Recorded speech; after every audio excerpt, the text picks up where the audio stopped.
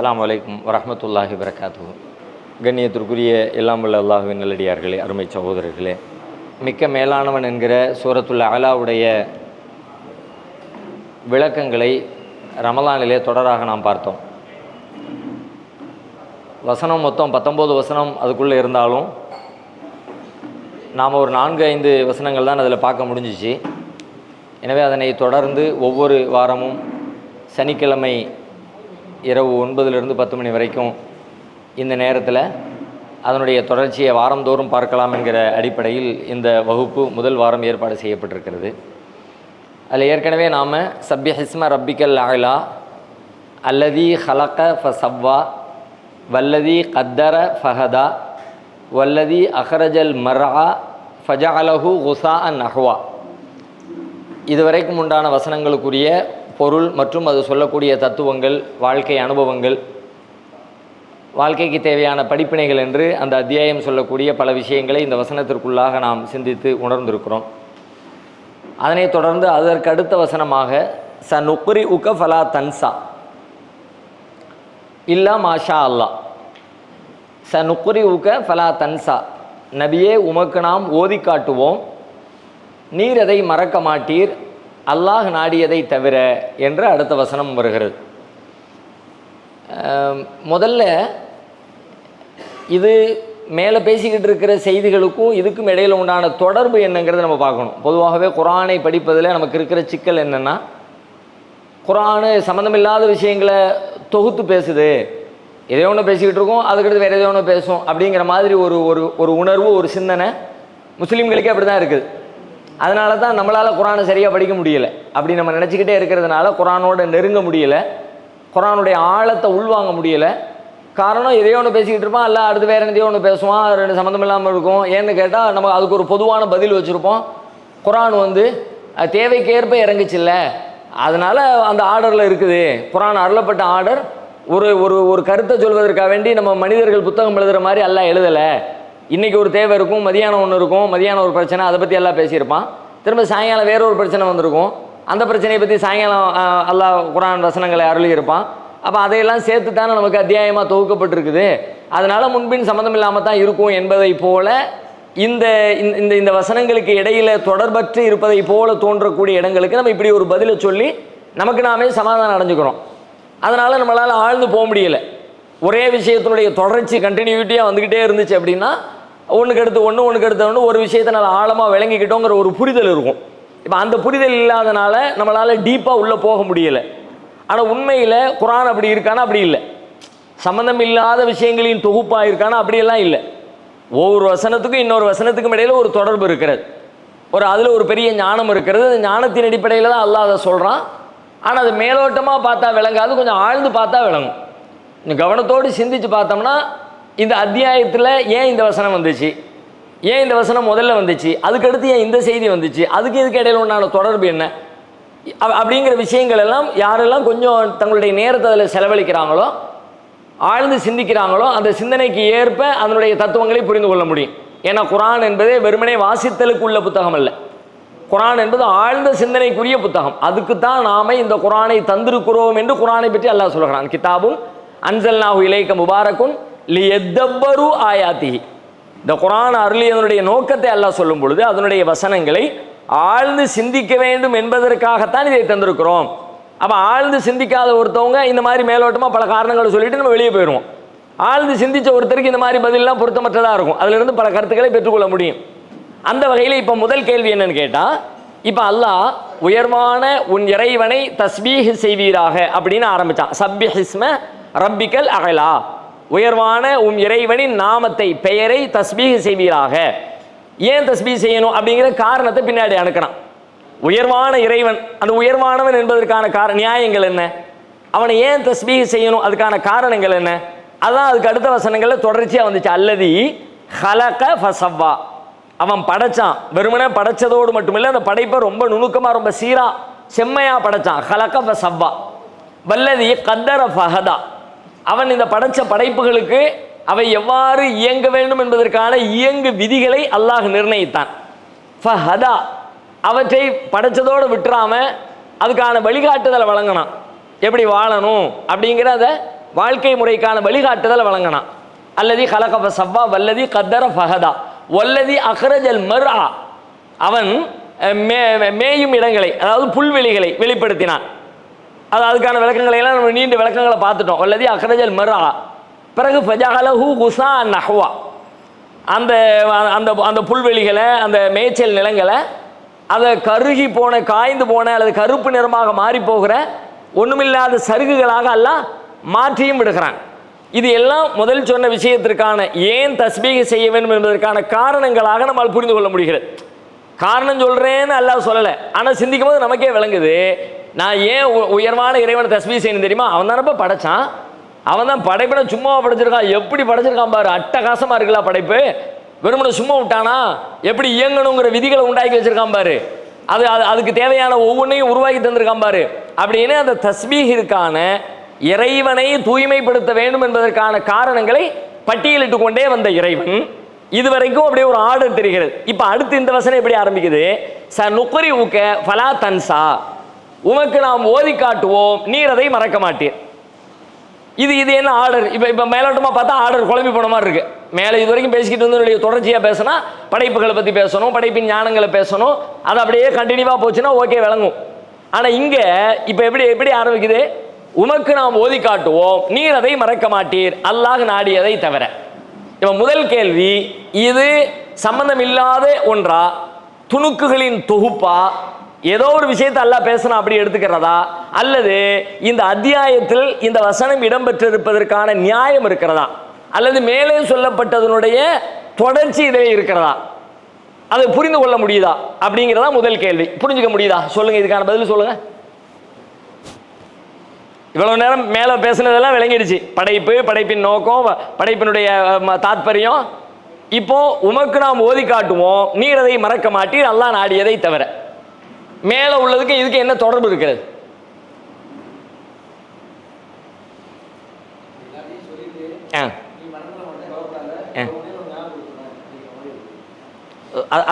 அதை இணைங்க, தொடர்பு படுத்துங்க. அதை சொல்லிட்டு இதை சொல்றான், ஓகே, அதை சொல்லிட்டு இதை சொல்றான்னு சம்மந்தம் இல்லாத மாதிரிலாம் இருக்கு. இப்போ ஓகே, வெரி குட். இது ஒரு பொருத்தமான காரணம். வேற சிந்திக்க பல காரணங்கள் கிடைக்கும். ஓரளவுக்கு நம்ம மேலோட்டமாக சிந்திச்சா கொஞ்சம் டைம் எடுத்தா கண்டுபிடிச்சிட முடியும். ஏதாவது ஒன்று கொஞ்சம் அப்படி மூளையை கசக்குங்க, என்னவா இருக்கும். ஆனால் பெரும்பாலும் நீங்கள் எம்டியாக கையில் உட்காந்துருந்தீங்கன்னா மண்டை ஓடாது. நீங்கள் இப்படி எடுத்து அதை பார்த்தீங்கன்னா கொஞ்சம் அதுக்கும் இதுக்கும் அப்படி பார்க்க முடியும். மூளையில் உங்களால் எவ்வளோ தூரம் ஓட்டி பார்க்க முடியும் வசனத்தை? மூளையில் ரொம்ப அதை ஓட்டி பழகினவங்களுக்கு பார்த்துற வாய்ப்பு இருக்கிறது. மற்றபடி நீங்கள் கையில் எடுத்து பார்த்தீங்கன்னா தான் முடியும். ஓரளவுக்காவது நெருங்கிறதுக்கு மேலே என்ன கீழே என்ன அப்படி மேலேங்கீழையும் கண்ணை உருட்டுனோம்னா அது கொஞ்சம் ஏதாவது இடையில என்ன பசை இருக்குது, ஒட்டுறதுக்கு என்ன இருக்குதுங்கிறத கண்டுபிடிக்கலாம்.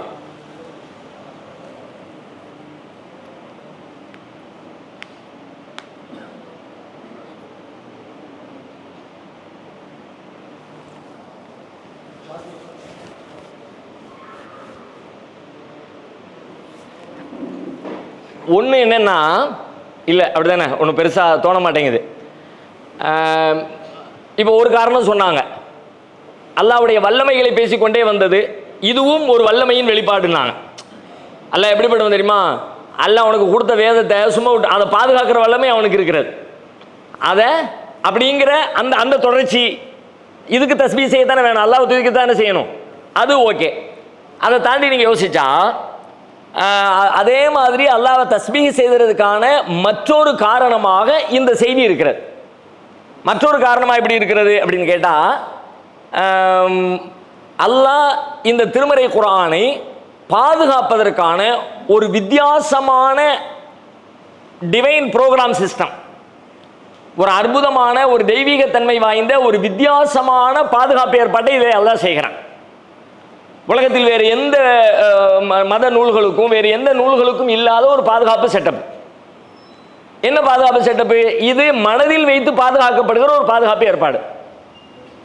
இந்த வேதத்தை நான் எப்படி வச்சிருக்கேன்னு கேட்டா, சனுக்ரி உக்க ஃபலா தன்சா, உங்களுக்கு நான் ஓதி காட்டுவேன், நீங்க மறக்க மாட்டீங்க. உங்க மனசுக்குள்ள வச்சு, எழுத்துல வச்சு பாதுகாக்கிறது இல்லை. மனிதர்கள் எழுத்துல வச்சு பாதுகாப்பாங்க, ஆனா குர்ஆனை பாதுகாக்கிற வேலையை அல்லாஹ் தாங்கையில் எடுத்துக்கிட்டான். நான் தான் குரானை தந்திருக்கிறேன், நான் தான் அந்த குரானை பாதுகாப்பேன், அது ஏன் பொறுப்பு அப்படின்னு சொல்லிட்டதுனால அவனுடைய பொறுப்பில் இருக்கிறது என்பதை வித்தியாசமான முறையில் அல்லாஹ் பாதுகாக்கிற ஒரு செட்டப்பை இந்த வசனத்தின் வழியாக சொல்கிறான். எவ்வளவு பெரிய வேலை செஞ்சிருக்கேன் தெரியுமா? இந்த குரானை கொடுத்ததோட விட்டுல, மனுஷனை படைச்சதோட சும்மா விடாம ஃபஸவ்வா கத்தர ஃபஹதா அப்படியெல்லாம் போன மாதிரி அந்த வரிசையில் குரானை கொடுத்தேன். இந்த குரான் எப்படிப்பட்டது? கொடுத்ததோட சும்மா விட்டுட்டு நீ பார்த்துக்கப்பா அப்படின்னு நான் போயிடலப்பா. கொடுத்ததை அதை காலத்துக்கு நிலை பெறுகிற மாதிரி இன்னைக்கு வரைக்கும் குரான் நம்மிடத்துல வந்து சேர்ந்திருக்கிறது என்று சொன்னால் அல்லாஹ் நபிகளாருடைய மனசுல பதிய வச்சது அதுக்கு முக்கியமான காரணம், முதல் காரணம் தான். ஏன்னா இது கல்பிலிருந்து கல்பாக, உள்ளத்திலிருந்து உள்ளமாகத்தான் புரண்டு வருகிறது. குரான் இன்னைக்கு நம்ம பேச்சுக்கு சொல்லுவோம், யதார்த்தமா வெளி உலகத்தில் சொல்லுவோம் குரான் எப்படி வருகிறது, அங்க பிரிண்ட் பண்றாங்க, இங்க விற்கிறாங்க, நான் வாங்குறேன், அவர் படிக்கிறார், இவர் சொல்லி தர்றார். ஆனா நிஜத்துல இப்படி வரல. உண்மையில இந்த செட்டப்பை பூரா நம்ம அழிச்சிட்டோம்னு வைங்க, பிரிண்ட் பண்ற அச்சகத்தை எடுத்தாச்சு, குரானே பிரதிகளே இல்லை, அது படிப்பதற்கான வாய்ப்பு இல்லை, கையில ஏடுகளாக இல்லை, புத்தகங்களாக இல்லை. ஆனால் குரான் இருக்குமா? குரான் இருக்கும். நபிகளாருடைய காலத்தில் எத்தனை பிரதிகள் இருந்தது, ஆனால் எத்தனை குரானிய மனிதர்கள் இருந்தார்கள்? ரசூலுல்லாஹ்வுடைய காலத்தில் குரானுடைய பிரதிகள் எத்தனை இருந்துச்சு? அதிகபட்சமா ஒன்னே கூட தான் இருந்துச்சு. அதிகபட்சமா ரசூலுல்லாஹ் காலத்தில் குரான் பிரதி அப்படின்னா இந்த எலும்புல எழுதுனது, மரப்பட்டைகள்ல எழுதுனது, ஒட்டகத்தினுடைய தோள்களில் எழுதுனது, அந்த காலத்தில் எதில் எழுதி பாதுகாக்க முடியுமோ அப்படிப்பட்ட பாதுகாப்பு ஏற்பாடுகளை எல்லாம் செஞ்சு எழுதி எழுதி எழுதி எழுதி எழுதி அது ஒரு பெரிய தொகுப்பு மாதிரி வச்சிருந்தாங்க. ஒன்னே ஒன்று தான் இருந்துச்சு. ஆனால் குரான் எவ்வளவு பேரிடத்தில் படிக்கப்பட்டு கொண்டு இருந்துச்சு, எவ்வளவு பேரால் ஓதப்பட்டு கொண்டு இருந்துச்சு? நூற்றுக்கணக்கான சஹாபாவுக்கு குரான் மனப்பாடம் பண்ணி வச்சிருந்தாங்க. குரானை மனனம் செய்த ஹாஃபில்களாக இருந்தாங்க. யாரும் புத்தகத்தை பற்றி படிக்கல. யாரும் இன்னைக்கு நம்ம சின்னதாக தொழுகையில் சூறா ஓத வேண்டியது இருக்குது, அதனால மஸ்னூன் துவாக்கள், சின்ன சூறாக்கள் அப்படின்னு ஒரு 10 சூறா போட்டு ஒரு 15 சூறா போட்டு பிரிண்ட் போட்டு அதை கையில் வச்சுக்கிட்டு மனப்பாடம் அப்படி யாரும் செய்யலை. எல்லாமே ரசூலுல்லாஹ்வுடைய உள்ளம் டு உள்ளம், உள்ளம் டு உள்ளம். அவங்க மனசுல அல்லாஹ் பாதுகாத்தான், ரசூலுல்லாஹ் அதை அடுத்தவங்க கல்புக்கு மாத்திக்கிட்டே இருந்தாங்க. அபூபக்கர் சித்திக் ஒரு ஹாஃபிலா இருந்தாங்க, உமர் இப்னுல் கத்தாப் ஒரு ஹாஃபிலா இருந்தாங்க, உஸ்மான் இப்னு அஃபான் ஒரு ஹாஃபிலா இருந்தாங்க, அலி இப்னு அபி தாலிப் ஒரு ஹாஃபிலா இருந்தாங்க. இப்படி நூற்றுக்கணக்கான நபித்தோழர்கள் குரானை மனனம் செய்தவர்களாக இருந்தார்கள். குரானை மனனம் செய்ததுதான் நபிகளாருடைய உள்ளத்தில் பாதுகாப்பான அந்த ஏற்பாடை பண்ணலை அப்படின்னா இன்னைக்கு நம்ம கையில் குரான் பாதுகாப்பாக இருந்திருக்காது. மனித கரங்களால் பல பிழைகள் நிகழ்ந்திருக்கும், பல தவறுகள் நிகழ்ந்திருக்கும். இந்த மாதிரி குரானை அல்லாஹ்வுடைய வேதங்களை மனசுக்குள்ளே வச்சு பாதுகாக்கிற வேலைகளை செய்யாத கடந்த காலத்துடைய வேதத்தின் நிலைகளை பாருங்க, எதுவுமே பாதுகாப்பாக இல்லை தானே. ஆனால் நம்மளை விட அதிகமாக அவங்கள்ட்ட பிரதிகள் இருக்கிறது. குரான் இன்னைக்கு எவ்வளவு அச்சு பிரதிகள் இருக்கிறதோ அதோட நீங்க கம்பேர் பண்ணினீங்கன்னா பைபிள் அதை விட பல மடங்கு அச்சு பிரதிகள் இருக்கிறது. குரான் அச்சுக்கு ஏறுவதற்கு முன்பாகவே பைபிள் அச்சிலே ஏறிவிட்டது. குரான் மொழிபெயர்ப்புகள் உலகம் முழுவதும் வர துவங்கிய காலம் என்ன, எத்தனை மொழிகளில் மொழிபெயர்க்கப்பட்டது என்கிற வரலாற்றை தேடினால் அதற்கு முன்பாக அதைவிட அதிகமாக பைபிள் மக்கள் மத்தியிலே போய் சேர்ந்து விட்டது. தமிழ் மொழியில் எடுத்துக்கங்களேன், நமக்கு எப்போ வந்துச்சு?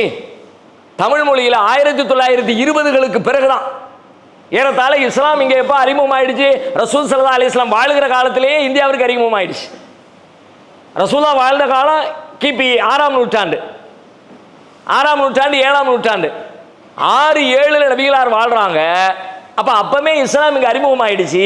இஸ்லாம் அறிமுகம் ஆயிடுச்சுன்னா அல்லாஹ்வுடைய வேதமும் அறிமுகம் ஆயிடுச்சுன்னா அதுக்கு அர்த்தம் அப்போ உள்ளுக்குள்ள வந்த வேதம் இங்க இருக்கிற மக்களுக்கு அவங்க பேசுகிற மொழியில எப்போ கொடுக்கப்பட்டுச்சு? 1920களுக்கு பிறகுதான் தமிழில் அது வருகிறது. ஆனா அவ்வளவு கால இடைவெளியில் குர்ஆன் இங்க ஓதப்பட்டு கொண்டே இருந்தது. தொழுகை நடைபெற்று ஆயிரக்கணக்கான பள்ளிவாசல், எல்லா பள்ளிவாசலையும் குர்ஆன் ஓதணும். குர்ஆனை படிச்சாங்க, குர்ஆனை பயான் பண்ணாங்க, குர்ஆனை விளக்கம் சொன்னாங்க.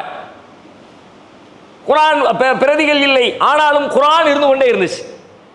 அப்ப இப்படி ஒரு வித்தியாசம், மனிதனை படைச்சா, இப்படி படைப்புகளை படைச்சா, உயிரினங்களை படைச்சா எவ்வளவு வித்தியாசமா, எவ்வளவு நுணுக்கமா, எவ்வளவு அற்புதமா அப்படின்னு சிலாகிச்சு பார்க்கிற மாதிரி அல்லாஹ் இந்த குர்ஆனை பாரு, உனக்கு கொடுத்த குர்ஆனை பத்தி அதை எப்படி பாதுகாத்து வச்சுக்க சிலாகிச்சு பாரு. இது மாதிரி ஒரு பாதுகாப்பு உலகத்தில் உண்டா? இந்த பாதுகாப்பு மெத்தடை நீங்க சிந்திச்சீங்கன்னா சப்யஸ்ம ரப்பிக்கல் அலாவுக்கு காரணம் தெரியும். சுபஹானல்லாஹ், எப்படிப்பட்ட ஒரு பாதுகாப்பு! அல்லாஹ்வுடைய பாதுகாப்பு உலகத்தில் யாரும் பாதுகாக்க முடியாத ஒரு வித்தியாசமான பாதுகாப்பு முறையில் அல்லாஹ் பாதுகாக்கிறானே அப்படின்னு அல்லாஹ்வே நம்முடைய நாவு தஸ்பீஹ் செய்யும். எப்ப செய்யும்? இந்த பாதுகாப்பு மெத்தடை நீங்க புரிஞ்சுக்கிட்டா செய்யும். அது ஆழ்ந்து புரிஞ்சா தெரியும். மேலோட்டமா தகவலை கேட்டா நாக்கு சொல்லாது. ஓ அப்படியா, இன்ஃபர்மேஷன் அது தலையாட்டிட்டு போயிடுவோம். இந்த பாதுகாப்பையும் அதனால் கிடைச்ச நன்மைகளையும், இப்படி ஒரு பாதுகாப்பு ஏற்பாடு செய்யப்படலாட்டி இன்னைக்கு எத்தனை பேரால் குர்ஆனை உள்ளதை உள்ளபடி புரிந்து கொண்ட வாய்ப்பு கிடைச்சிருக்கும்? அப்படியெல்லாம் யோசிச்சு பார்த்தோம்னா ஆச்சரியம் தான்.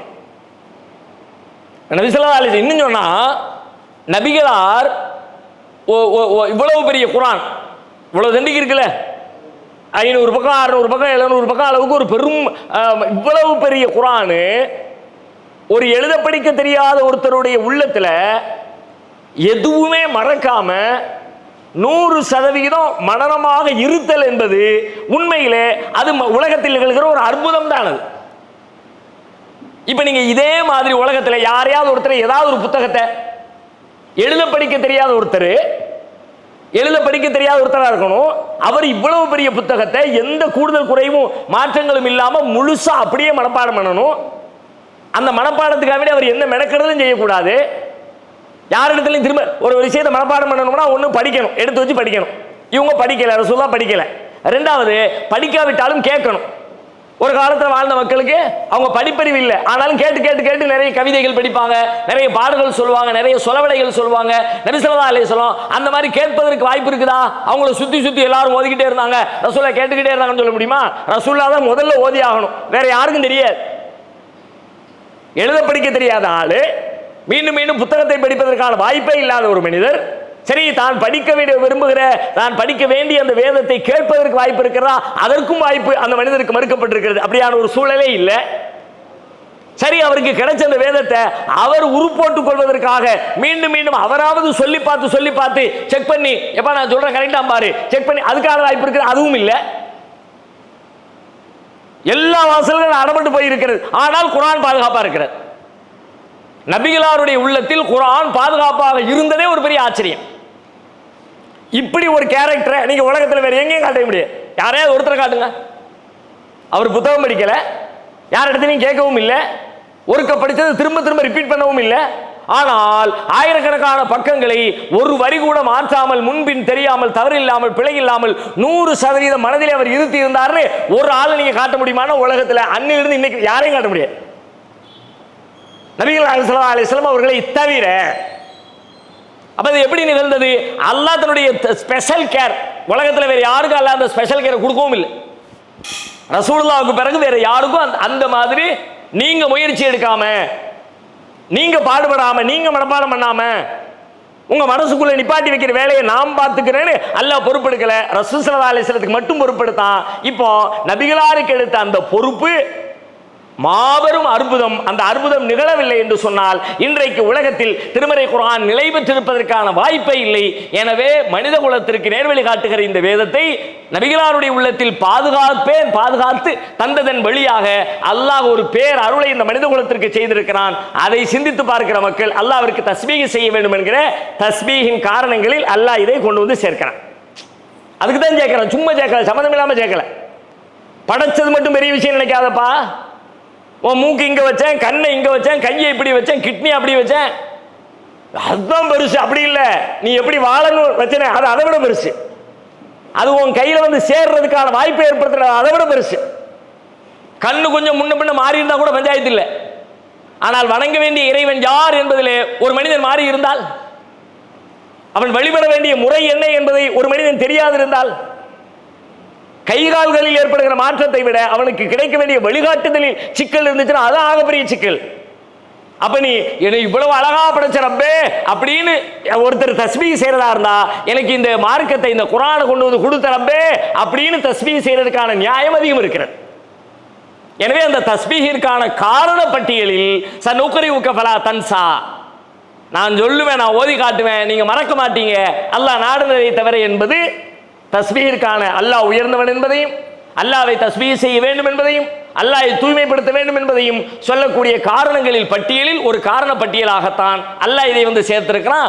சம்மந்தம் இல்லாம சேர்க்கல. ஒண்ணு. ரெண்டாவது, அல்லாஹ் சொன்னா வல்லதி கத்தர ஃபஹதா, அல்லாஹ் இந்த மனுஷனை உயிரினங்களை எல்லாத்தையும் படைச்சான், அதற்கான இயங்கும் வீதிகளை தக்தீர்களை நிர்ணயிச்சான், ஃபஹதா அவற்றிற்கு வழிகாட்டினான். இந்த சனுக்ரிஉக ஃபலா தன்சா ஹிதாயத்தின் இன்னொரு வடிவம். ஹிதாயத்தை கொடுத்தான் அல்லாஹ். ஹிதாயத்தினுடைய அதனுடைய விரிவாக்கம் தான் குர்ஆனை கொடுத்தது, ரசூலுல்லாஹ்வுக்கு மனப்பாடம் பண்ண வச்சது, அவங்க மனசுல பதிய வச்சது. ஹிதாயத்தின் இன்னொரு விளக்கம், ஹலக்கவ மாதிரி படைச்சா, சிறப்பா படைச்சா மாதிரி ஹிதாயத்தை கொடுத்தான். எப்படி தெரியுமா? ரசூலுல்லாஹ்வுக்கு அந்த குர்ஆனை கொடுத்து அதன் வழியாக உங்களுக்கு கொண்டு வந்து சேர்க்கிற ஒரு வேலையை செஞ்சிருக்கிறான். ஹிதாயத்தின் நீட்சியாக இந்த வசனம் வருகிறது. வல்லதி கத்தர் பகதாவுடைய தொடர்ச்சியாக இது வருகிறது. 2. மூணாவது பார்த்தீங்கன்னா, மரஹாவை படைத்தான், மரஹாவை வெளியாக்கினான். மரஹானா மேய்ச்சல் நிலங்கள், புல் நிலங்களை வெளியாக்கினான். பிறகு அந்த புல் நிலங்களை என்ன பண்ணிட்டான்?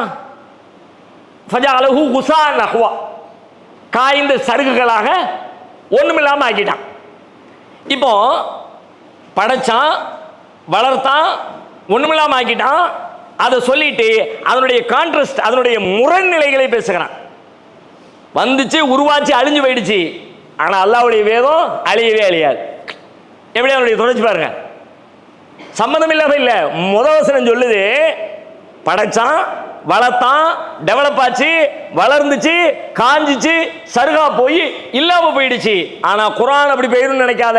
சனுக்ரி உக்கஃபலா தன்சா, இது அப்படிப்பட்டது இல்லப்பா. அதை நிலைவர செய்வோம். அதை ஓதுனா அது வந்துச்சு, மனப்பாடம் பண்ணாரு, மறந்து போயிட்டாரு, அந்த வேலை கிடையாது. அது காலத்துக்கும் நிலை வரும். ஒரு விஷயத்தை சொல்லும்போது எதிர்மறையை சொல்லணும்ல. கிட்டத்தட்ட இந்த விஷயம் எதிர்மறை இன்னொரு பக்கத்தை பேசுகிறது. அது அழிஞ்சு போற மாதிரி இது அழிஞ்சு போயிரும் நினைக்காத. இது அழியாது. இதை பாதுகாக்கிற பொறுப்பு என்னை சார்ந்தது. அப்போ இப்படி நம்ம சிந்திக்க ஒரு விஷயத்திற்குள்ளே இருக்கிற பல்வேறு கோணங்கள் நமக்கு விளங்குகிறது. அது மட்டும் இல்லாம ரசூலுல்லாஹ்வுக்கு மட்டும் இல்ல, மொத்த மனித குலத்திற்குமே இந்த குர்ஆனை பாதுகாக்கிற வேலையை அல்லாஹ் கல்புக்குள்ள வச்சுதான் பாதுகாக்கிறான். இப்ப நீங்க பாருங்க, 29வது அத்தியாயம் 49வது வசனம், ரொம்ப அருமையான ஒரு அற்புதமான ஒரு வசனம். 29 சூரத்துல் அன்கபூத்ல 49வது வசனம். நபிகளாருடைய இந்த குர்ஆன் அல்லாஹ்விடமிருந்து அருளப்பட்டுச்சு அப்படிங்கிறத சொல்லிக்கிட்டு வரும் பொழுது அந்த மக்கள் நம்ப மாட்டேங்கிறாங்க. புத்தக வடிவத்தில் வேணும்னு கேட்குறாங்க. புத்தகமாக கொடுத்தாலும் இவன் நம்ப மாட்டான். அந்த வாத பிரதிவாதங்களை எல்லாம் பேசிக்கொண்டே வந்து அதன் தொடர்ச்சியை ஒரு செய்தியை பேசுகிறான். 29:49 ஆசைங்க ஒரு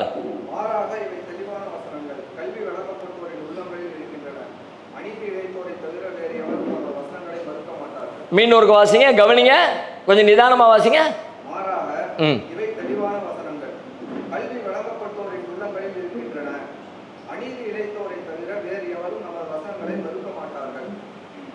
மாறாக, மாறான மேல பேசிக்கிட்டு வந்ததுடைய தொடர்ச்சியில அவன் அப்படி சொல்லிக்கிட்டு இருக்கிறான். அப்படிலாம் கிடையாதுப்பா. இது என்ன தெரியுமா? ஹுவ ஆயாத்தும் பையினாத், தெளிவான வசனங்கள். ஃபீ சுதூரில்லதீன ஊத்துல் இல்ம், கல்வியுடையோரின், அறிவுடையோரின் உள்ளங்களில் இதை நாம் வைத்திருக்கிறோம். அறிவாளிகளுடைய கல்புக்குள்ள வச்சிருக்கேன். இந்த குர்ஆன்ங்கிறது அல்லாஹ்வுடைய வேத வசனங்கள் எங்க இருக்குன்னு கேட்டா, பேப்பர்ல வச்சிருக்கேன்னு அல்லாஹ் சொல்லல, புத்தகமா வச்சிருக்கேன்னு அல்லாஹ் சொல்லல, எல்லா மொழிகளையும் கொடுத்துருக்கேன் அப்படி சொல்லல அல்லாஹ். ஆயாத்தும் பையினாத் ஃபீ சுதூரில்லதீன ஊத்துல் இல்ம், அறிவு கொடுக்கப்பட்டோரின், கல்வியுடையோரின் உள்ளங்களுக்குள், நெஞ்சங்களுக்குள் இந்த குர்ஆனை நாம் வைத்திருக்கிறோம். அதனால நீங்க கையில வச்சிருக்கிற இந்த எழுத்து பிரதிகள்ல என்னத்தை திருத்தினாலும், தலைகீழ நின்னாலும் அது திருத்தவே முடியாது. உதாரணத்துக்கு பாருங்க, அரபு குர்ஆன் எடுங்களேன். அரபு மட்டும் ஒரு ஆள் எடுங்க, அரபு மட்டும் உள்ள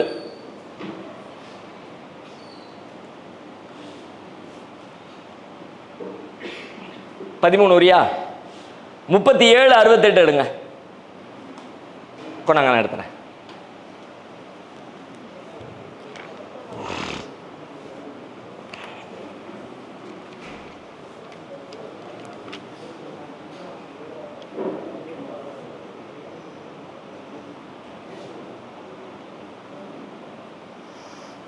யாராவது வாசிக்க தெரிஞ்சவங்க வாங்க பாப்போம். நல்ல வாசிக்க தெரிஞ்சவங்க.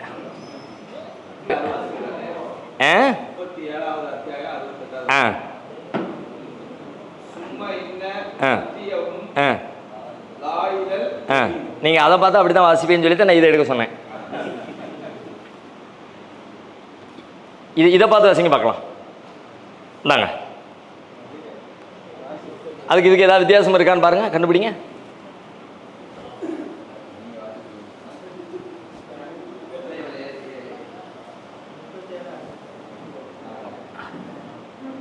நம்பர் தெரியுதா?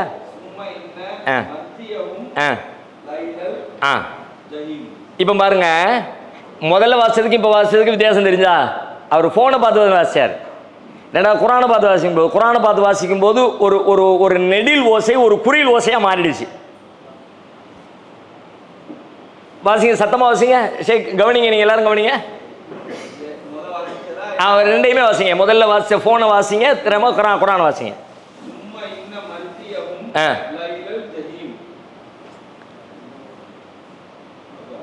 மொபைலில் நீங்கள் எந்த இதை வச்சிருக்கிறீங்க? அதில் அதில் அதில் அந்த அலிஃபுக்கு மேலே 0 போட்டிருக்கா பாருங்க ஹுசைன். லா லாமுக்கு பக்கத்தில் அலிஃபு, அலிஃபுக்கு மேலே 0 மொபைலில் போட்டிருக்கா? அப்படியோ? இதில் போடல பாருங்க. ஓகே. சில மொபைலில் இருக்குது, சில பிரிண்டில் இருக்குது, சில வெர்ஷனில் இல்லை. சரி, ஓகே. அதில் உள்ள என்னன்னு கேட்டால் கொடுங்க, அந்த குரானை கொடுங்க, நான் காட்டுறேன்.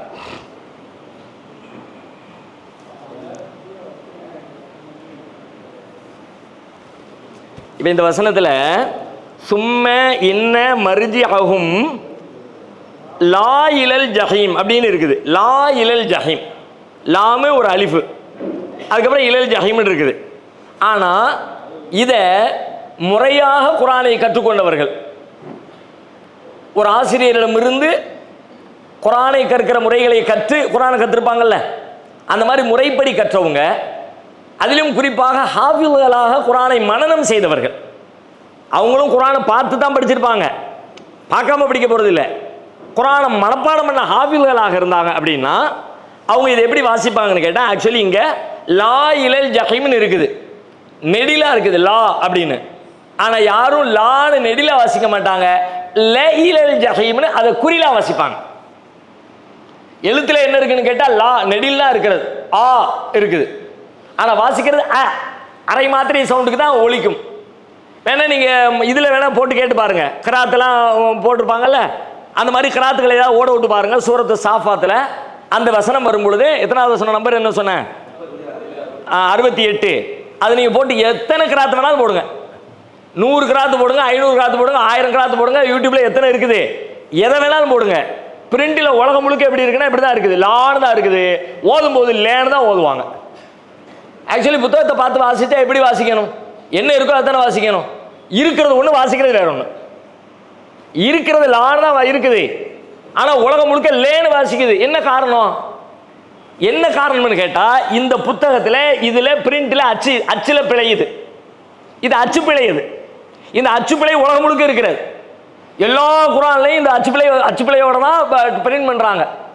பாகிஸ்தான், இது வந்து பாகிஸ்தானில் அந்த லெட்டர் மெத்தட், இதுவும் அப்படி தான். அரபு நாட்டு மெத்தடு பிரிண்ட், அதுவும் அப்படி தான். எல்லா இடத்துலையும் அந்த பிழையோடே இருக்கும், அந்த எழுத்தில் பிழையோடே இருக்கும். எழுத்தில் பிழையோடு இருக்கிறது, அந்த பிழையை என் கண்கள் பார்க்கிறது. ஆனால் என் நாவிலிருந்து வருகிற ஓசை, ஒளி, சப்தம் இருக்கிறது, அந்த சப்தம் பிழை இல்லாமல் ஒலிக்கிறது. உலகத்தில் இப்படி ஏதாவது ஒரு புத்தகத்துக்கு சாத்தியம் இருக்குதா? எந்த புத்தகமும் என்ன இருக்கோ அதான் வாசிப்போம், மாற்றி வாசிக்க மாட்டோம். அல்லது அதை வாசிக்கிட்டு எந்த குழம்பிக்கிட்டு நிற்போம், அது என்ன, அது எப்படி இருக்கு, அப்படி இருக்கு அப்படின்னு சொல்லுவோம். இங்கே இது எப்படி நடக்குது? எப்படி நடக்குதா? வேற ஒன்றும் இல்லை. அல்லாஹ் சொன்னான்ல, நாம் இந்த குரானை கல்வி அறிவுடையோருடைய உள்ளத்தில் வச்சிருக்கிறோம். அல்லாஹ் சொன்னான்ல, உள்ளத்திலிருந்து உள்ளத்துக்கு உங்களுக்கு கன்வே ஆகும்போது எல்லாம் இப்படியே கன்வே ஆகுது. ஓசை வழியில் வரும்பொழுது கரெக்டாக வந்துடுது. எழுத்துல பிரிண்டில் சிக்கல் வந்தாலும் எப்போ அது சிக்கல் பாரு சொல்லி கொடுத்துருவாங்க.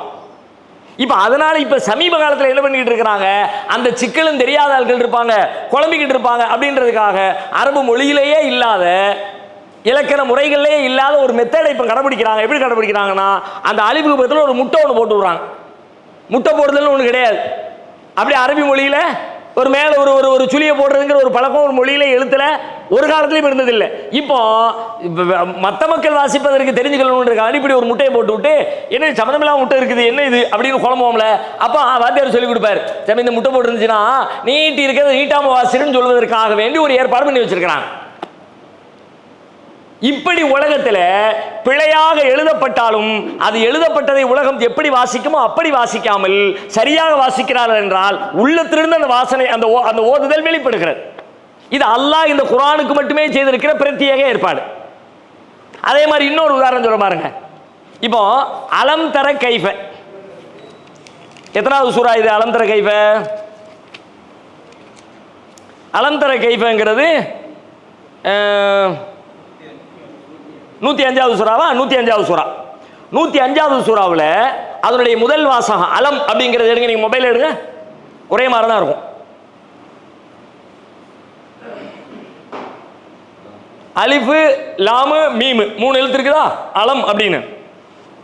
இந்த அரபு மொழியில் மேலே இருக்கிற குறியீடுகள்லாம் பின்னாடி வந்துச்சு.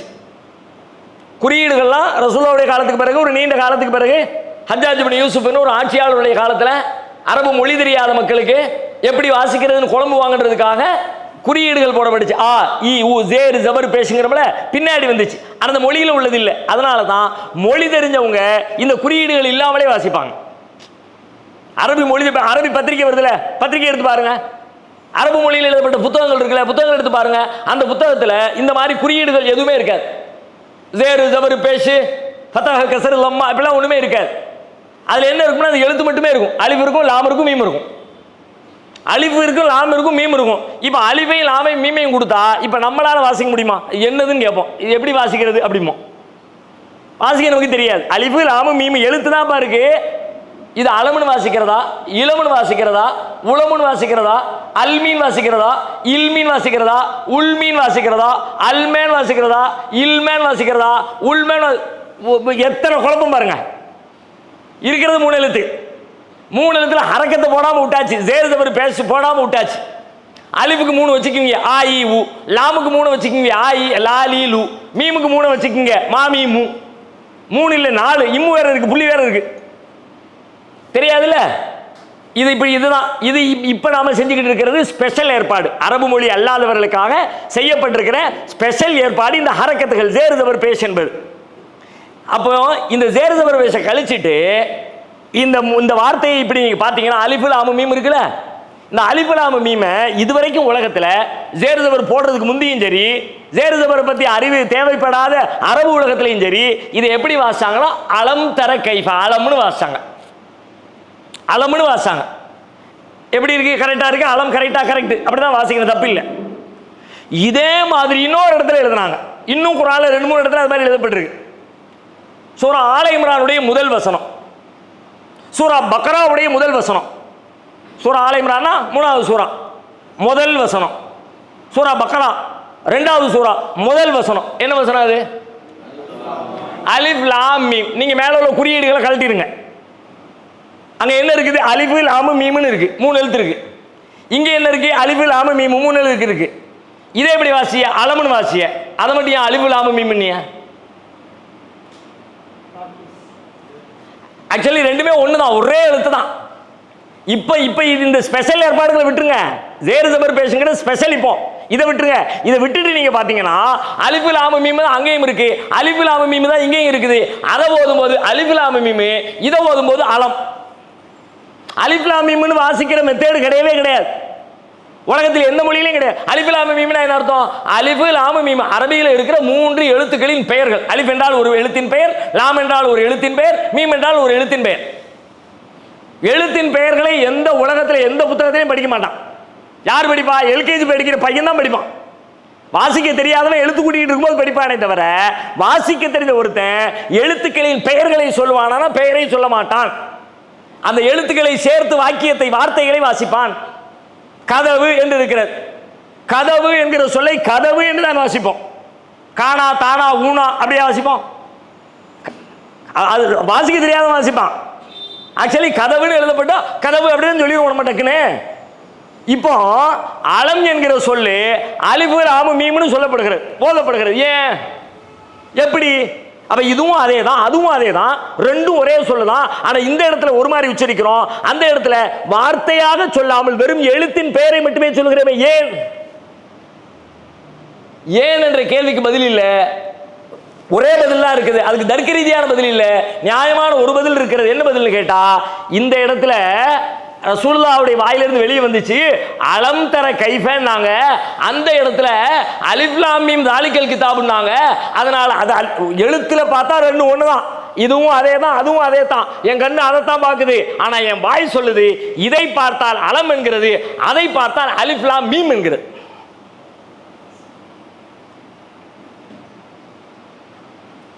இப்படி உலகத்துல இந்த மாதிரி கேட்டகரியில ஒரு புத்தகம் உண்டா? எப்படி நடக்குது? இது வேற ஒண்ணுமே இல்லை. அல்லாஹ் சொன்னா இது கல்புக்குள்ள எழுத்துல என்ன வேணாலும் வச்சுக்க, நீ கூட்டிக்க குறைச்சிக்க, எழுத்து 2 நீக்கிக்க, 2 எழுத்து அழிச்சுக்க, என்ன வேணாலும் பண்ணிக்க. ஆனா அதை பார்த்த உடனே எப்படி ஓதணுமோ அப்படித்தான் ஓதுவான். ஏன்னா நான் கல்புக்குள்ள வச்சு பார்க்கிறேன், நீ நினைக்கிற மாதிரி நான் பேப்பர்ல வச்சு பாதுகாக்கலப்பா. பேப்பர்ல பாதுகாக்கல. பேப்பர்ல பாதுகாத்தா பேப்பர்ல என்ன இருக்கோ அதுதான் ரிப்பீட் ஆகணும். இன்னொரு இடத்துல நூஹ் நபி துவா செஞ்சாங்கன்னு ஒன்று வரும். கப்பல்ல ஏறணும்னு ஒரு துவா, பயண துவாக்கள்ல அதுவும் ஒரு துவா. என்ன துவா சொல்லுங்க பார்க்கலாம். பயண துவா என்ன? சும்மா அல்லது சக்கரலா, இது ஒரு துவா. இன்னொரு துவா இருக்கு, அது நூஹ் நபி கப்பல்ல ஏறணும்னு செஞ்ச துவான்னு குர்ஆன் சொல்லுகிறார். அது இதை விட ரொம்ப சின்ன துவா. தெரியல?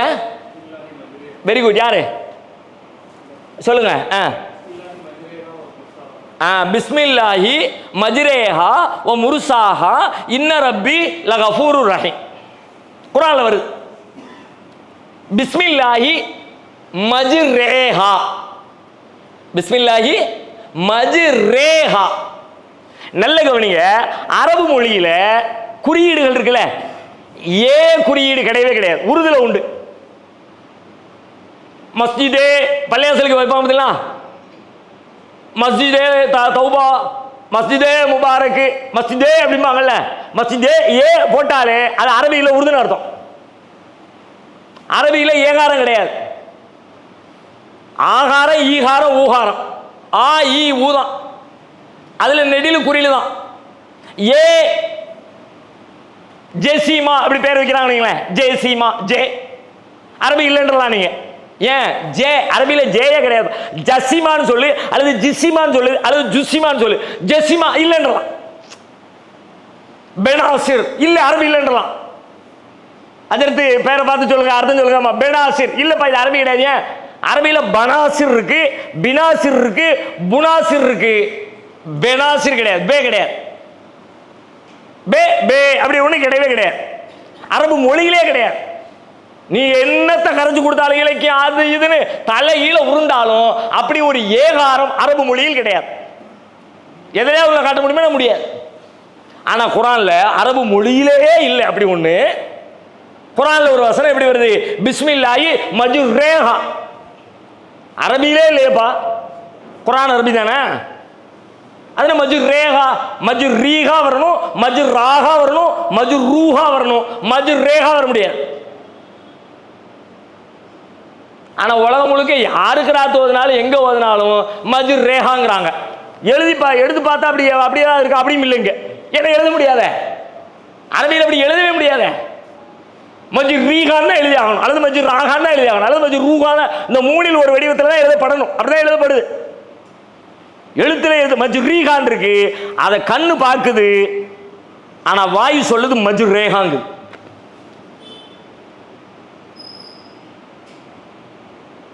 அல்ல எப்படி பாதுகாக்கிறான் பாருங்க. எழுத்துலயே பாதுகாக்கிறான். நீ எழுத்துல என்ன வேணாலும் எழுதிக்க. அப்போ எப்ப நீ என்ன வேணாலும் எழுதி வச்சுக்கணும், கூட்டிக்க குறைச்சிக்க எழுத்துக்க. எத்தனை ஆண்டு காலமாக இதுல திருத்துறதுக்கு, இதுல மாற்றங்கள் செய்வதற்கு, இதை அழிக்கிறதுக்கு எத்தனை எதிரிகள் வேலை செஞ்சிருக்கான். முடிஞ்சிருக்கா? குர்ஆனிலே வசனங்களை நீக்கி, அத்தியாயங்களை நீக்கி பல பேர் வேலை பார்த்திருக்கிறான். இன்றைக்கும் வேலை பார்த்து கொண்டிருக்கிறார்கள். இன்றைக்கும் குர்ஆன்ல சந்தேகத்தை ஏற்படுத்த, அது பாதுகாக்கப்படலைன்றதை சொல்றதுக்கு பல வேலைகள் நடந்து கொண்டே இருக்கிறது குர்ஆனுடைய எழுத்து பிரதிகளில். ஆனால் அது உலகத்தில் எந்த தாக்கத்தை ஏற்படுத்தல. என்ற கூட ஒரு குர்ஆன் பிரதி இருக்கிறது, தமிழ் மொழிபெயர்ப்பிலே கூட. அதுல 2 வசனம் இருக்க. ஒரு அத்தியாயத்துக்குள்ள போய் பார்த்தீங்கன்னா அந்த அத்தியாயத்தினுடைய கடைசி 2 வசனம் இருக்க. நூற்றுக்கணக்கான ஆயிரக்கணக்கான பிரிண்ட் போட்டு ஃப்ரீயாவே கொடுத்தான். பெரும் செல்வ செழிப்புள்ள ஒரு பெரிய ஒரு கொள்கை பிரிவின் சார்பில் அச்சிடப்பட்டு நாடு முழுக்க பிடிச்சு இன்னைக்கு விநியோகிட்டு இருக்கான். ஆனா ஏதாவது ஒரு தாக்கத்தை ஏற்படுத்துதா? இல்லவே இல்லை. ஏன் இல்லை? இவ்வளோ பெரிய வேலையை பார்த்துருக்கான்ல, அது ஏதாவது ஒரு பக்கத்தில் ஒரு பாதிப்பு ஏற்படுத்த முடியாது. ஏன்னா நீ பேப்பரில் என்ன வேணாலும் பண்ணிக்க, பேப்பர் அல்ல மேட்ரு. அப்ப இவ்வளவு பெரிய உத்தரவாதத்தினுடைய பெரும் செய்தி எங்கே இருக்கிறது என்றால் இந்த வசனத்திற்குள்ளே ஒளிந்திருக்கிறது. சன்னுக்குரி ஊக்க நபியை உமக்கு நாம் ஓதி காட்டுவோம், பலா தன்சா மறக்க மாட்டீங்க. கல்பு தான் அல்லாஹ்வுடைய வேதத்தினுடைய பாதுகாப்பு. மூல பிரதி எங்க இருக்கிறது என்றால் மனிதனுடைய கல்புக்குள்ளே இருக்கிறது. எழுத்து பிரதிகள் அல்ல மூல பிரதிகள், மனம்தான் திருக்குர்ஆனுடைய மூல பிரதிகள். இவ்வளவு பெரிய செய்தி. இதையெல்லாம் சேர்த்து நாம சிந்திக்கும் போது சுப்ஹானல்லாஹ், என்னடா இது வித்தியாசமான முறையில் அல்லாஹ்வுடைய ஆற்றல் நம்முடைய மனதிற்குள்ள அப்படி இறங்கும். இப்படி உலகத்தில் எங்கும் இல்லை. நமக்கு பிரத்யேகமாக இந்த வழிகாட்டுதல் உலகம் முழுமைக்கும் போய் சேர வேண்டும் என்பதற்காக என் இறைவன் செய்து வைத்திருக்கிற ஏற்பாடு என்பதை நான் ஆழ்ந்து சிந்தித்து மனதார உணர்கிற பொழுது சுப்ஹானல்லாஹ், அல்லாஹ் தூயவன் எவ்வளவு அற்புதமான ஒரு பாதுகாப்பு ஏற்பாட்டை செய்து இந்த திருமறையை, இந்த திருக்குர்ஆனை பாதுகாத்திருக்கிறான் என்ற உணர்வு நமக்குள்ளே மேம்படும். அதற்காகத்தான் அல்லாஹ் தஸ்பீஹ் செய் என்கிற அந்த பட்டியலுக்குள்ளே, அதற்கான காரணங்களுக்குள்ளே அல்லாஹ் இந்த செய்தியை கொண்டு வந்து சேர்க்கிறான். ஒன்று. அடுத்து பார்த்தீங்கன்னா, இப்ப இந்த சனுக்குரி உக்கல ஒரு சின்ன கிராமர் ச அப்படின்னு வருதுல, ச அந்த எழுத்து. நுக்குரி உனா நாம் ஓதி காட்டுவோம்னு அர்த்தம். இக்ரன்னு வந்துச்சுல ஆரம்பத்தில், ரசூலுல்லாஹ் ஃபர்ஸ்ட் இக்ரா பிஸ்மி ரப்பிக்கல்லதி கலக்கு, அது எல்லாமே ஒரே வார்த்தையிலிருந்து வந்ததுதான். நுக்குரி உலாம் நாம் ஓதி காட்டுவோம். அதுக்கு முன்னாடி இருக்கிற ச அப்படிங்கிறது ஒரு சிங்கிள் எழுத்து தான், ஆனால் அந்த எழுத்துக்கு தனி பொருள் உண்டு. இந்த சேவுடைய பொருள் என்னன்னு கேட்டா, நுக்குரிவுனா நாம் ஓதி காட்டுவோம், எதிர்கால வினை, வருங்கால வினை. நாம ஓதி காட்டுவோம். ஆனால் ஓதி காட்டுவோம்னா பின்னாடி எதிர்காலத்தில் நடக்க போறது அப்படின்னு அர்த்தம் கிடையாது. உடனே இதுக்கு பின்னாடி ரொம்ப நியரஸ்ட், ரொம்ப பக்கத்தில், அடுத்து சடக்குன்னு, தாமதம் இல்லாமல் அப்படின்னு சொல்லுவோம்ல, அப்படி தாமதம் இல்லாமல் என்ற கருத்தை தருவதற்காக பயன்படுத்தக்கூடிய சொல்லுதான் ச. நுக்குரிவுக்கு முன்னாடி சே போட்டாச்சுன்னா ஓதி காட்டுவோம், அடுத்த வருஷம் ஓதி காட்டுறது நீ மறக்க மாட்டேன் அப்படின்னு நினைச்சிடக்கூட. அப்ப இப்ப ஓதி காட்டிக்கிட்டு இருக்கிறது இப்ப கரண்ட்ல அடுத்து எல்லாத்தையும் சேர்த்து தான் நம்ம பாதுகாப்போம் அப்படிங்கிற கருத்தை தருகிற வகையில் வெறுமனே நாம் ஓதி காட்டுவதை நீர் மறக்க மாட்டீன்னு சொல்லாம ச நுக்குரிவுக்க ஃபலா தன்சா, நாம இப்போ உடனே உடனே லேட் இல்லாமல் இப்போ கரண்ட்ல ப்ராசஸ்ல போய்கிட்டு இருக்கல. அது குர்ஆன்ல பல இடத்துல நீங்க இது மாதிரி பார்க்கலாம். உதாரணமா 65வது அத்தியாயம் 7வது வசனம், சூரத்து தலாக்ல ஒரு வசனம் வரும், சயஜஅலுல்லாஹு பஅத உஸ்ரி யுஸ்ரா. 65ல 7வது வசனத்துடைய கடைசி வார்த்தை, கடைசி வாக்கியம், சயஜஅலுல்லாஹு பஅத உஸ்ரி யுஸ்ரா. ச எஜஅலு என்றால் ஆக்குவான், அதுக்கு முன்னாடி ச அப்படிங்கிற ஒரு எழுத்தை கொண்டு வந்து சேர்த்துருக்கான். அப்படின்னு அர்த்தம், சயஜஅலுல்லாஹு பஅத உஸ்ரி யுஸ்ரா, சிரமத்துக்கு பிறகு அல்லாஹ் உங்களுக்கு லேசை ஏற்படுத்துவான். அது சிரமம், முன்னாடி ரொம்ப காலம் கஷ்டப்பட்டோம், அது பின்னாடி லேசு வரும்னு நினைக்காதப்பா, உடனே அப்பவே வரும். ஆனா நீ யோசிக்கணும், லேட் பண்ணாம வரும், அடுத்து வந்துடும், சீக்கிரமா வந்துடும். எஜஅலுல்லாஹ் ச வெறுமனே எஜஅலுல்லாஹ்னா ஒரு கஷ்டம் வந்தா பின்னாடி லேசு வரும்பான்னு அர்த்தம். அப்படி சொல்லாம எஜஅலுல்லாஹ், கஷ்டம் வந்துச்சுன்னா உடனே தாமதம் இல்லாம உனக்கு நன்மையும் சேர்ந்து வரும் என்கிற கருத்தை தரக்கூடிய ச என்கிற சொல்லை பயன்படுத்தி இன்னும் அதனுடைய கருத்தை எல்லாம் ஆழப்படுத்துகிறான் என்பதை நாம் புரிந்து கொள்ள முடிகிறது. அடுத்து இதுல நாம கேட்க வேண்டிய இன்னொரு முக்கியமான கேள்வி இருக்கிறது. இந்த கருத்து உடைய வசனம் இந்த இடத்துல மட்டும் இல்லாம இதே போல திருக்குர்ஆன்ல இன்னும் 2 இடங்களில் வருகிறது. இதே கருத்து ரசூலுல்லாஹ்வுக்கு அல்லாஹ் கொடுக்கிற இந்த வேதம் அது அவங்களுக்கு மறக்காது, அவங்களுக்கு மனசுல பதியும் அப்படிங்கிற இந்த கருத்துப்பட வார்த்தைகள் முன்பின்னா இருக்கும். இதே கருத்து குர்ஆன்ல வேற இடத்துல வருகிறது, 2 இடத்துல வருகிறது.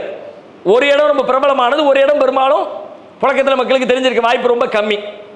ஒரு இடம் எல்லாரும் தெரிஞ்ச இடம் தான், சொல்லுங்க பார்க்கலாம், யாருக்கா தெரிஞ்சா? அது இல்லை, அதாவது நாம ஓதி காட்டுவோம் நீங்க மறக்க மாட்டீங்கன்னு இருக்குல்ல, இந்த கருத்துப்பட ஆல்ரெடி ஏற்கனவே இதனுடைய ஒரு கேள்வியை முன்னாடி வச்சு நீங்க தான் ஆன்சர் பண்ணீங்க, சஃபிலாவை ஆன்சர் பண்ணீங்க, என்ன இருக்கா? ரமலான்ல நடந்துச்சு.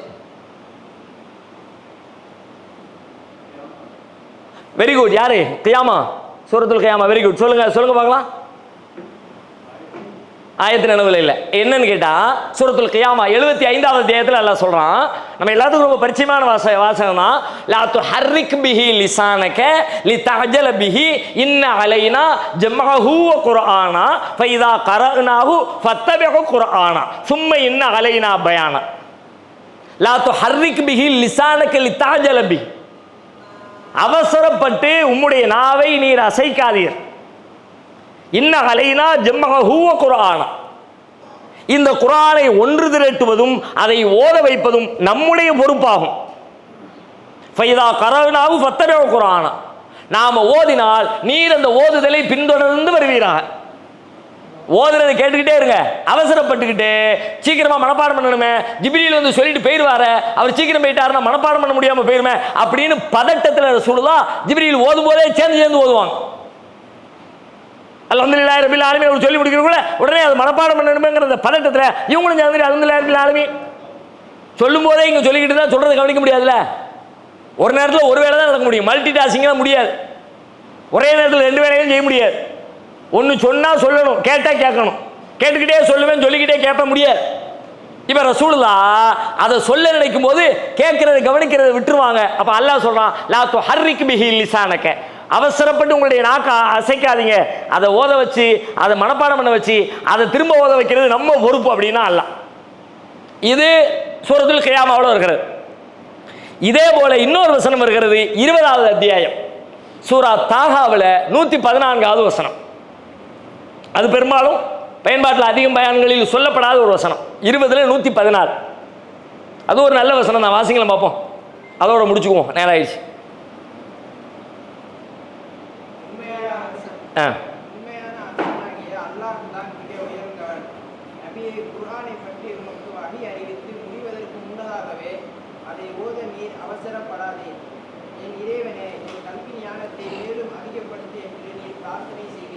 அதனுடைய பின்பகுதி எல்லாருக்குமே பிரபல்யம். குல் ரப்பி ஜித்னி இல்மா, ரப்பி ஜித்னி இல்மா எல்லாத்துக்கும் ரொம்ப பரிச்சயமான ஒரு வசனம். ஆனால் அதுக்கு மேலே உள்ள வசனம் ரொம்ப முக்கியமான வசனம். வலா தஅஜல் பில் குர்ஆனி மின் கப்லி அன் யுக்லா இலைக வஹ்யுஹு, நபியே நீங்க அவசரப்படாதீங்க, உங்களுக்கு அருளப்படுகிற இந்த வஹி முடிகிறதுக்குள்ளாக அவசரப்படாதீங்க, குர்ஆனை ஓதுவதற்கு அவசரப்படாதீங்க, அல்லாஹ்ட்ட நீங்க கேளுங்க, யா அல்லாஹ் எனக்கு அறிவு ஞானத்தை அதிகமாக தானு நீங்க கேளுங்க என்று அந்த வசனம் பேசுகிறது. அப்ப இதுவும் என்ன சொல்லுதுன்னு கேட்டா, அவசரப்பட்டு இருக்காதீங்க, மனப்பாடம் பண்ண வைக்க வேண்டியது நம்ம பொறுப்பு. கியாமா என்ன சொல்லுது? அவசரப்படாதீங்க, மனப்பாடம் பண்ண வேண்டியது நம்ம பொறுப்பு. ஆழா என்ன சொல்லுது? மனப்பாடம் நீங்க ஓதுனீங்கன்னா, நம்ம ஓதி கொடுத்தோம்னா உங்களுக்கு மனசுல ஆயிரும், நீங்க அதுக்கு வேண்டி பயப்பட தேவையில்லைன்னு ஒரே கருத்து இந்த 3 வசனங்களில் வருகிறது. இப்போ நம்முடைய கேள்வியோடு முடிப்போம். ஒரே கருத்தை, ஒரே விஷயத்தை ஏன் அல்லாஹ் ரப்பல் ஆலமீன் இப்படி 3 இடங்களில் பேசுகிறார்? அதனுடைய தேவை என்ன? அதனுடைய அவசியம் என்ன? அடுத்த வகுப்பில் இதற்கான பதிலோடு வாருங்கள் இன்ஷா அல்லாஹ். அது அந்த அந்த விஷயத்துல நம்ம அடுத்த வகுப்பை கொண்டு செல்லலாம். கேள்வி புரிஞ்சிருச்சா? கேள்வி புரிஞ்சிருச்சா? என்ன கேள்வி? ஒரே விஷயத்தை சூரா அலாலையும் சொல்லியிருக்கான், சூரா கியாமால சொல்லியிருக்கிறான், சூரா தாகாவில் சொல்லியிருக்கிறான். ஏன் 3 தடவை சொல்லணும்? ஒருக்கு சொன்னா போதாதா? அல்லது ரசூலுக்கு புரியாதா? சில பேருக்கு இப்போ புரியாதுல, திரும்ப திரும்ப சொல்லணும். புரியாதா? அல்லது சொல்றதுக்கு மெசேஜ் இல்லையா? சில நேரத்தில் அப்படி கூட இருக்கும். மேட்ரு நிறைய இருக்கும், மேட்ரு கம்மியாக இருக்கும், நேரம் ரொம்ப இருக்கும். என்ன பண்றது? சொன்னதே திரும்ப திரும்ப சொல்லு, நேரத்தை ஓட்டணுமே அப்படின்றதுக்காண்டி சொல்லி முடிக்கிற ஒன்று என்னுடைய முதல் அனுபவம் ஒன்று இருக்கிறது. முதல்ல எனக்கு கோயம்புத்தூரில் இந்த தௌஹீத் சிந்தனைக்குள்ளே என்ட்ரான புதுசில் ஒரு பள்ளியாசலுக்கு ஜும்மாவுக்கு அனுப்புனாங்க. திருநெல்வேலியிலேருந்து வண்டி பிடிச்சி அப்போ பஸ்ஸில் இங்கேருந்து ஜும்மாவுக்கு நம்ம கூப்பிடுறாங்களே அப்படிலாம் நினச்சி ஒரு பெரிய பயணம் பண்ணுறோம்னு போனோம். ஜும்மா முடிஞ்சிருச்சு. ஜும்மா முடிஞ்ச உடனே நைட்டு ஒரு கேள்வி பதில் நிகழ்ச்சி இருக்குது, அட்டன் பண்ணிட்டு போயிருங்கன்னார். கனின்னு சொல்லிட்டு மௌத்தா போயிட்டார் கனிபாய். ஏஎம்என் டிவின்னு ஒரு தொலைக்காட்சி, அங்கே லோக்கல் சேனல். அங்கே ஒரு வெள்ளிக்கிழமை தோறும் நைட்டில் ஒரு 1/2 மணி நேரம் நிகழ்ச்சி வச்சுருப்பாங்க, கேள்வி பதில் நிகழ்ச்சி. பதில் சொல்லிட்டு போங்க. நாங்கள் என்ன கேள்விக்கு பதிலாக விளையாடு தெரியாது, நமக்கு அப்பெல்லாம் ஒன்றும் தெரியாதுங்க, ஒன்றுமே தெரியாது. ஓதி முடிச்சு வந்துக்கு நேரம் தான் இல்லை, தலைகீழ நிற்கிறாங்க, பண்ணாமல் முடியாது, காசுலாம் கட்டியிருக்கிறோம். ஏங்க ஒன்றும் தெரியாதுங்க, ஏதாவது குண்டக்க மண்டக்க கேள்வி கேட்டு நம்ம என்னங்க பதில் சொல்கிறது? அதெல்லாம் முடியாதுங்க, நீங்கள் என்ன வேணாலும் பண்ணீங்க, நான் பேக்கை தூக்கிட்டு கிளம்பிட்டேன். கிளம்புனா கையில் காசு கிடையாது. இப்போ அவங்க தந்தா தான் போக முடியும். திரும்பவும் வர்றேன், அனுப்பி விட்டுருங்க. இல்லை நீங்கள் 1 மணி நேரத்தை நிகழ்ச்சி அரை மணி நேரம் ஆக்கிக்குவோம். அரை மணி நேரம் பயான் பண்ணுங்க, ஒரு அரை மணி நேரம் கேள்வி பதில் வச்சுக்குவோம். காசையும் தர மாட்டேங்கிறானுவோ, போக முடியலை, டிவி முன்னாடி நம்மளை உட்கார வச்சு அசிங்கப்படுத்தணும் பிளான் பண்ணிட்டாங்க போல இருக்கு, என்ன பண்ணுறதுன்னு தெரியல அப்படின்னு பயங்கரமான மனக்குழப்பம். கடைசியில் வேறு வழி இல்லாமல் போய் டிவி நிகழ்ச்சியில் அரை மணி நேரம் பயானுனாங்க. பயான் முடிஞ்சிருச்சு. பயான் முடிஞ்சோடனே அடுத்து முதல் கேள்வி வந்துச்சு. ஃபஸ்ட்டு கேள்வி முதல்ல இந்த மாதிரி உள்ள என்ட்ரு ஆகி ஒரு கேள்வி பதில் நிகழ்ச்சியில் முதல் கேள்வியை நேரடி லைவில் டிவி ப்ரோக்ராமில் அட்டன் பண்ணுறேன். என்ன கேள்வி தெரியுமா? இந்த அமல்களின் சிறப்பு வாசிக்கலாமா, தப்லீக் ஜமாத்துக்கு போகலாமா? இதான் முதல் கேள்வி. அமல்களின் சிறப்பு வாசிக்கலாமா, ஃபர்ஸ்ட் கேள்வி. அதுக்கு நாள்லாம் ஆல்ரெடி இந்த ஆடியோ கேசட்டை எங்கள் ஊரில் கேட்டிருக்கேன். என்ன ஆடியோ கேசட்டு? இந்த அமல்களின் சிறப்பு சம்மந்தமாக பிஜே பேசுகிற கேசட்டை கேட்டிருக்கேன். மேட்ரு எல்லாம் நினைவில் இருக்கு. அப்பா சூப்பர் கேள்விடா, வந்துச்சு, வச்சு வெளுத்துற வேண்டியதான் அப்படின்னு கேட்ட விஷயத்தை எல்லாம் பதில் சொல்கிறேன். மலமளன்னு சொல்லிட்டு பார்க்குறேன். எல்லாத்தையும் சொல்லி முடிச்சுட்டேன். 10 நிமிஷம் தான் ஆயிருக்கு, இன்னும் 20 நிமிஷம் இருக்கு. கடிகாரத்தை பார்த்தோன்னே பகீர்னு ஆயிடுச்சு. அடுத்த கேள்வி கேட்டுருவானே, விடக்கூடாது. என்ன பண்ணுறது? சொன்னதே திரும்ப சொல்லி அடுத்த 10 நிமிஷம் திரும்பவும் டைம் முடியலை, மீண்டும் அதையே சொல்லு. நான் கேப்பு கொடுத்தா தானே நீ அடுத்த கேள்வி கேட்ப? கேட்கவே விடமாட்டேன்னு சொல்லிவிட்டு அந்த ஒரே கேள்விக்கு பதில் தெரியல, கொஞ்சம் காரணம் தான் தெரியும், தெரிஞ்ச பதிலை வச்சுக்கிட்டே அரை மணி நேரத்தை ஓட்டி சில நேரத்தில் அந்த மாதிரி நடக்கும். அல்ல என்ன அதுக்காக சொல்கிறேன். அல்ல ஒரு குர்ஆன் நம்ம இறக்க வேண்டியது இருக்குது, அது எப்படி ஒரு 500 பக்கமாவது இருக்கணும், அதனால பத்த மாட்டேங்குது, திரும்ப சொல்ல அதுக்காக சொல்கிறான். ஏன் சொல்லுகிறான் என்ற மீண்டும் மீண்டும் நபிகளாருக்கு இந்த விஷயம் சொல்லப்பட்டதனுடைய தாற்பயம் என்ன, ஹிக்மத் என்ன என்கிற கேள்விக்கான பதிலோடு வாருங்கள். இன்ஷா அல்லாஹ் அடுத்த வகுப்பில் அதற்கான பதிலிலிருந்து நம்ம ஆரம்பிக்கலாம். வாஹிரு தஅவானா அல்ஹம்துலில்லாஹி ரப்பில் ஆலமீன்.